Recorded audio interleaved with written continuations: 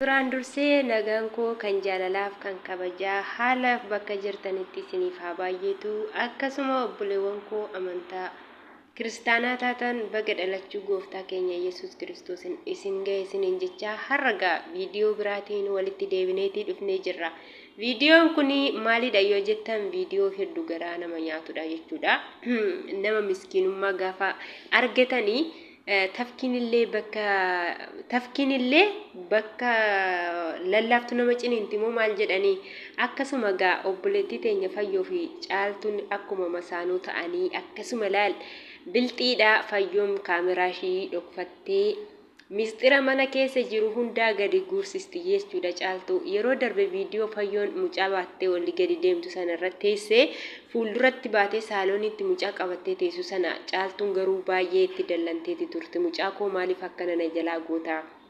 Daa'ima guyyaa 20 hin guunne maaf akkas goota jettee gaafa ishiin itti dubbattu ishiin viidiyoo akka waraabamaa jirtu hin beekne. Garuu uummanni koomentii jalaa caaltuu ati maaliif mucaa kee fayyoo irraa dhorkita jedha. Namni isin alaala teessanii waa namatti faraduun gaarii miti. Quba gaafa namatti qabdan maaliif nama sanatti qabaa ani yoo jedha.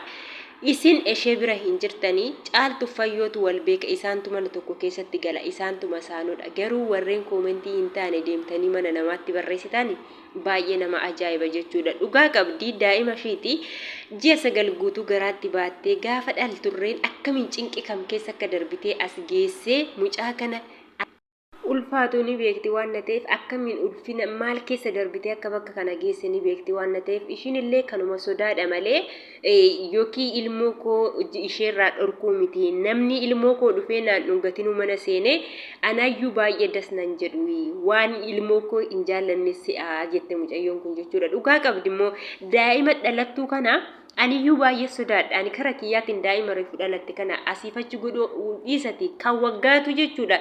Gaafa na fuulduratti dhanna ishee dhiqan baay'ee tokko nama harkaa bittinnoofti daa'imti hin mucucaatti jechuudha. Hedduu tokkoon sodaadha. Kanaafuu caaltuun irree anguma sodaa ishii kana anga tokko fayyoon isheerra anga tokko xiqqoo ishii waan eenyu jetteefu ishiin mucaa koo tasa yookiin qilleensa sana yalaa rukuchiisti jetteeti kan akkas jette malee ammeenya biraa qabaadheefi miti. Namoonni garuu akka ammeenyatti furatanii hedduu koomentii garaagaraa barreessaa turan.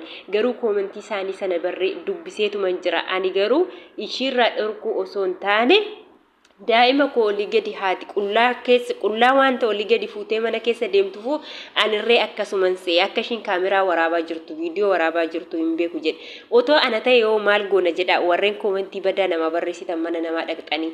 Maaliif taanaan dhala ishiiti dhalli ishii immoo abbaa barbaade dhoowwachuu mirga qabdi jechuudha. Caaltu miskiina kana dhugaa. Gaafa kana namoota keenya gaafa alaala teessanii quba namatti qabdan quba namatti hin qabina.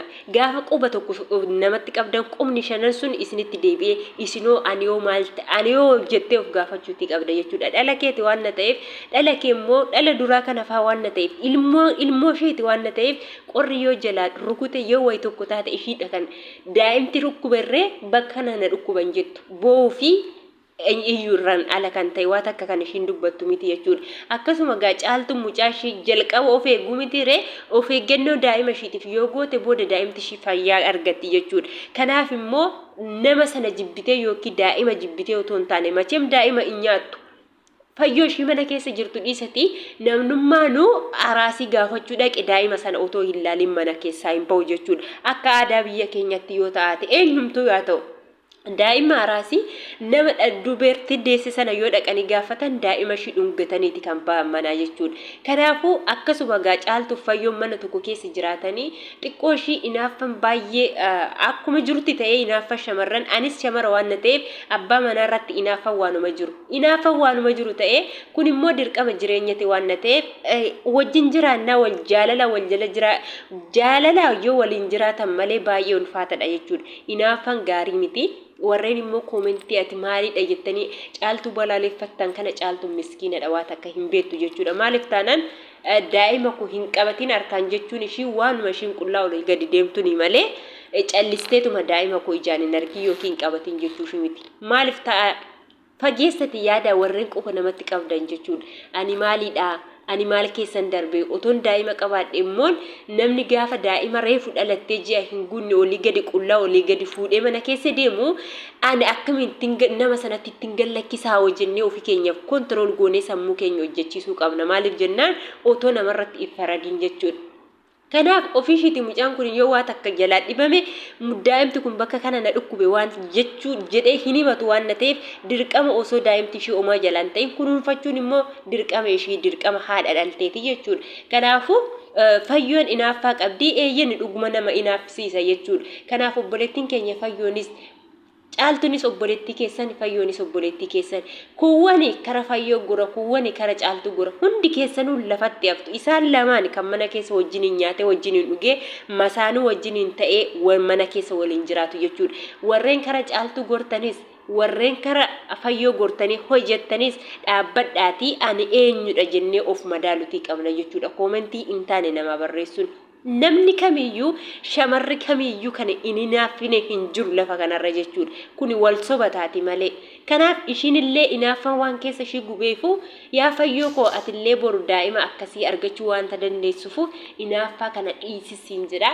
Kanaaf immoo warreen caaltu irratti duultanii koomentii hin taane ati maalidha akkamitti daa'ima kee hin qabin jettanii koomentii barreessitanii. Ani osoon daa'ima koo qullaa qabanii olii gadi deemanii daa'ima dhiigaa calliseetu mallaalaa jedhaate ofuma keessanii gaafii of keessanii gaafadha namatti murteessuun dura ofitti murteessaa. Namoonni keenya maal godhaseetan balleessa mana isaanii keessa jiru. Mana isaanii keessa qulqulleessuu dhiisanii mana namaa deemnee qulqulleessinaa jedhu.